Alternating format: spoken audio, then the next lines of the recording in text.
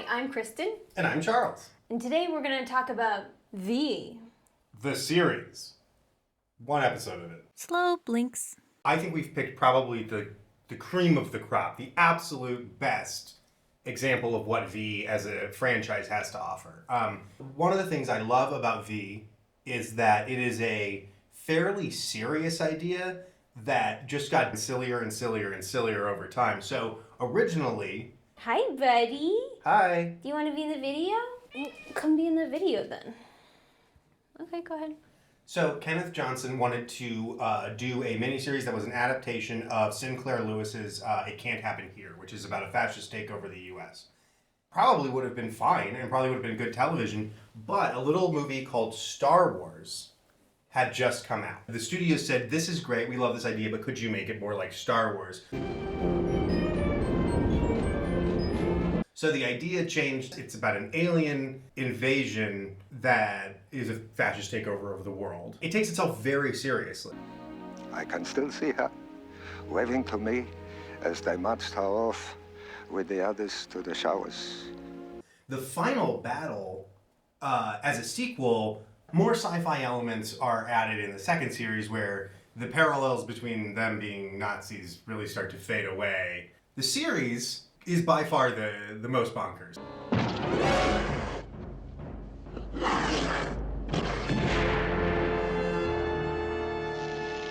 That's kind of the history of the show, but talk to me a bit about the actual premise. Like, what are the aliens doing? The actual premise, I feel like the episode To Serve Man. Rest of the book, To Serve Man, it's a cookbook. These aliens show up. They pretend to be friendly. They pretend to want to help us. But they secretly start kind of shipping out humans that we find out to turn into human jerky. They're also stealing the planet's water. And then the other thing that is important to know about the visitors is that amongst humans, they appear human, except for they wear really badass sunglasses, but they can remove their very lifelike human mask, and underneath it, they're lizard people. The idea that some people are secretly lizard people had a really large cultural impact. All right, so this episode is called The Secret Underground, and that's one we're going to talk about today. There's a lot of characters in V. Not all of them appear in this episode. There's some that appear very briefly. So shout outs, Robert Englund, who plays Freddy Krueger, is in this show. As Willie. He's one of the good aliens who is helping the resistance. There is the Star Child. She is a half visitor, half human being. And then we also see her boyfriend, who I just call Motorcycle Jacket Guy. Those are the ones we won't really see. The characters that we are going to really interact with are Dr. Julie Parrish, who is basically the head of the Earth resistance cell that we follow throughout the series. And we also follow Mike Donovan, who they have like on again, off again romance. The other characters that are really important in this episode are Philip, who is a fifth colonist, so he's an alien. He's in the higher echelons of this alien fleet, and he's also working with the resistance. The primary antagonist of the entire show is Diana, played by Jane Badler, and she is an excellent villain. She is always giving 100% in every single scene she's in, and her hair is incredible. The only one who even comes close is Lydia, and Lydia has incredible hair as well. They're clearly having a hair off most of the time they're in a scene together, and it looks pretty dangerous. There is one more visitor that is not a good person named James that is in a few of the scenes. All right, so cast of characters. Well, let's just dive into the episode. For the opening, you see a ship of prisoners getting unloaded, and apparently the visitors have procured a list of the resistance fighters from them, and they're going to use it to take down the fifth column and the resistance cells on Earth. And we see one of the resistance cell members get up and run and try to take it, and he ends up taking it and getting shot. And then he runs into a room that they call the Ramalan room, we'll talk about more in a minute, and hides it in something that sort of looks like a volcano, because he manages to like run out of the room and die somewhere else. Philip gets to him before anybody else does. He's able to tell him volcano, and then he has to play it off like, well, he's dead now. And we also see Philip antagonize, I think for show, a human doctor in a lab that they have captured and are trying to get him to work on a virus against humans to help defeat the humans. And in his lab, there's a bunch of science posters that really just look like they're from a high school. And we just like to imagine them coming onto Earth, getting into a classroom. They mapped out their whole anatomy for us. The fools. Using these posters. Creative virus. Also, he has jars with colored liquids in them. Yep, so you know he's a scientist. Philip goes to Earth and meets up with the Resistance and provides them with uniforms? Do they have to steal the uniforms? They don't show that, but I'm assuming they do. That's one of the scenes you see Willie. Well, how do we look? No one would ever guess that you are imitation lizard. They learn that they have to get onto the ship. Because of the virus that's being developed, like they're going to try to stop that. And get the list. So they also learn the doctor's name is Dr. Maitland, and that's when we see Dr. Julie Parrish start to have these kind of like episodes where she like loses her vision, everything gets really blurry. Yeah, like she's about to pass out while they're talking, and we find out that she knows Dr. Maitland very well from the past. The flashbacks are great. I'm sorry, you're saying that the vision of her like canoodling by a water fountain adds nothing to the plot of the episode. If they would have fallen in the water fountain, at least it would have been fun. I was really hoping. They did not. So we cut back to the ship, and there's a holiday that they're about to celebrate called Ramalan. A crazy, made-up sounding word that doesn't sound anything like an actual religious holiday. Not one I can think of. But anyway, Oswald is great because he's the very first camp alien that we've met. I've always steered well clear of bathhouses and barbarity. They're like, what would an interior decorator alien be like? Super camp. Have you seen Father of the Bride? Howard, you better go to the church, Kavika. On my way. Uh-oh, bring the wrong cooler thread. I assumed you'd be wearing a block tuxedo. The next scene with Oswald, he reveals to Diana that they have found the required sacrifice for the Feast of Ramalan. Your sacrificial lamb has been procured. We have the first scene where Dr. Maitland actually meets with Mike and Julie. They've been snuck onto the ship, and Philip helped them. I don't think it's Philip. Oh, it's just somebody else? I think it might be Oswald. Wouldn't really make a lot of sense that it'd be Oswald, though. The interior decorator? Okay. He's got many roles on this ship. Okay. I hate that just because he's a really campy alien, you're trying to, like, he only does interior decorating when he has many responsibilities on the ship, including finding human sacrifices. Staffing laboratories. Yes, he is an important man. Obviously, Dr. Maitland immediately recognizes Julie Parrish. One of them has an episode remembering, I want to say maybe it's him this time. So we see Lydia get a surprise visit from her brother, fairly quickly puts it together that Diana has brought him here to be the sacrifice. Sacrifice? Diana has brought you here to murder you. Dr. Maitland actually shows Julie what he's been working on. And it is a virus against humans, but he says that he's worked very hard to make it a temporary virus that clears up within 12 hours.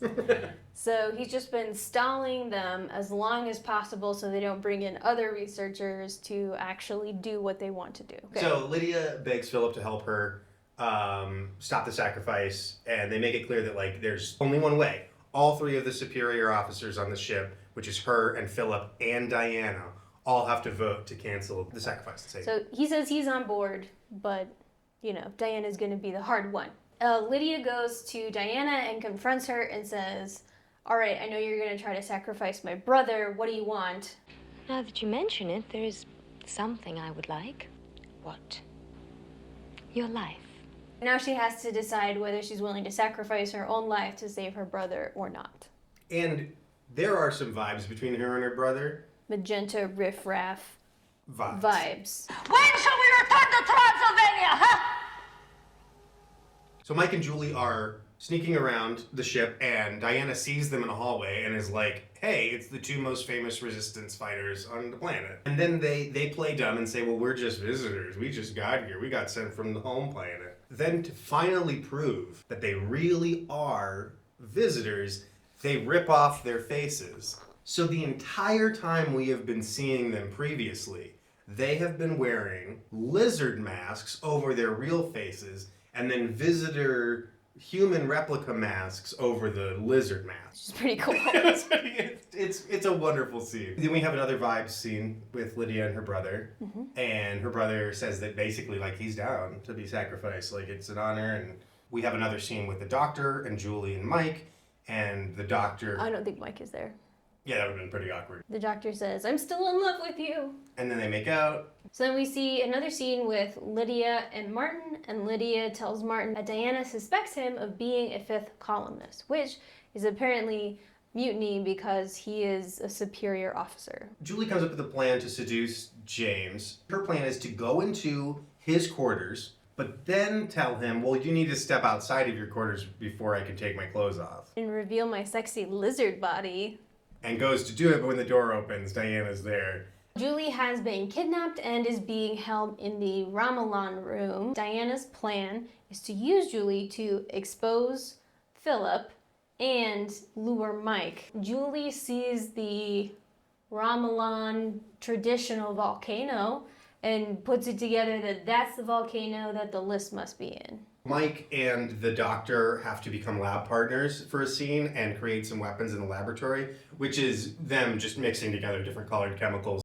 Even with their sophisticated cloning techniques, they'll never be able to mass produce it here without the mother cells. Careful. We all show resistance in our own way. I just couldn't take the chance of telling you. Be careful. And then deciding that they're two alike.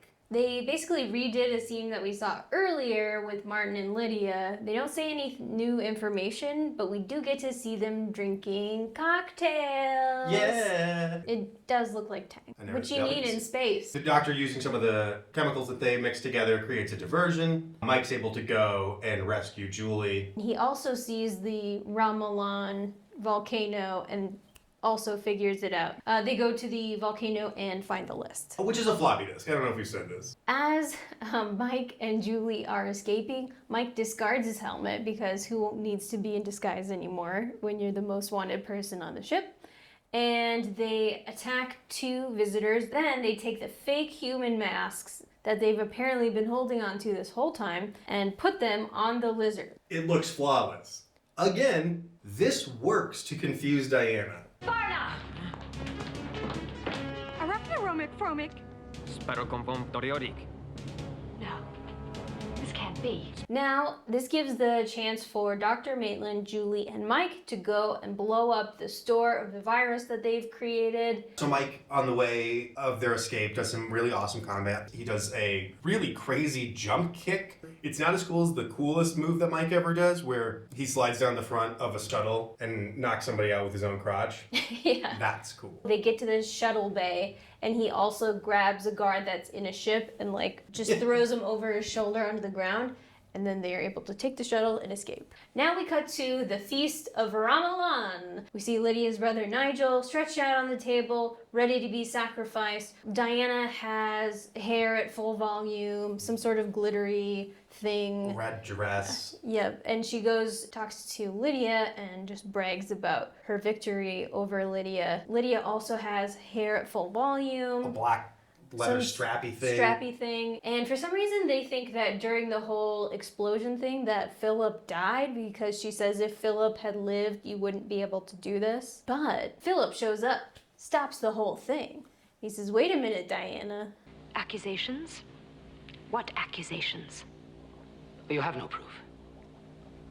Very well, then. I'll be forced to consider it mutiny. Unless, of course, you're willing to change your vote. To what end? To end this barbaric ritual. What else? Take your brother. But you're a traitor, and I'll prove it. Back on Earth, where we see Julie, Mike, Willie, and Dr. Stephen Maitland. Mike and Willie start to walk away because we think that Julie is going to just stay with Dr. Maitland instead of going back with them. Instead, it's like, I've got other stuff to do. There's some other stuff going on. And Julie is like, no, I want to stay with you now. And he's like, no. And so she goes back to join Mike. Well, that's the whole episode. If you wanted to check out the series, we actually have it on DVD, but I think you can buy or rent the individual episodes off of Amazon. Thanks for joining us on Slow Blinks TV, and we'll see you next time. Goodbye. Bye. I'm getting quite a view. Goodbye.